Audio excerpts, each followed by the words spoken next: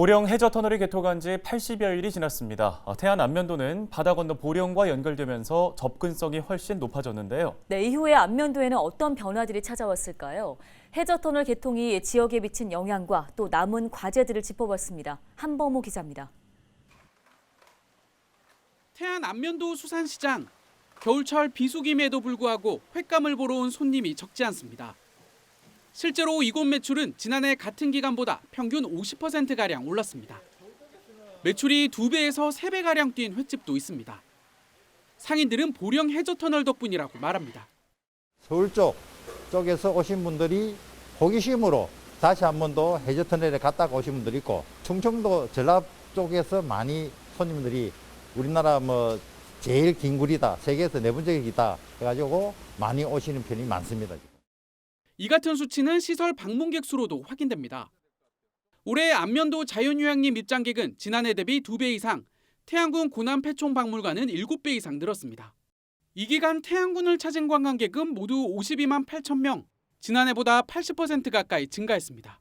하지만 이런 효과를 온전히 누리지 못하는 곳도 있습니다. 숙박업의 경우 코로나19 확산으로 당일치기 관광객이 늘면서 오히려 투숙객이 줄어드는 추세입니다. 매출상의 영향이 오히려 줄었어요. 유입인구는 많아졌다고는 하는데 우리가 피부로 체감할 수 있는 건 아직은 아닌 것 같아요. 교통량 급증에 따른 주민들의 불만도 높습니다.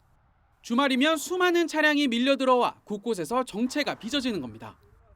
덩달아 사고 위험도 커졌고 어르신들은 길을 건너기조차 쉽지 않습니다. 과속이 해서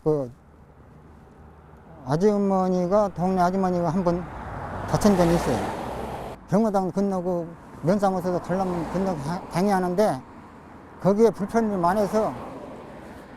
많아가지고 신호등을 하루속히 좀 설치해줬으면 우리는 바람입니다. 또 상가 주변엔 차를 댈 곳이 마땅치 않아 상인들은 주차장 확충을 바라고 있습니다. 이곳은 식당 등 가게들이 몰려있는 안면도 시내인데요. 보시다시피 양쪽 길가에 차들이 길게 늘어서 있습니다. 바로 근처에 주차장이 없기 때문입니다. 접근성이 높아지면서 관광객이 늘고 있는 안면도.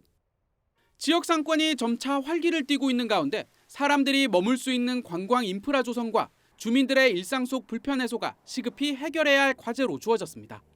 헬로티비 뉴스 한보호입니다.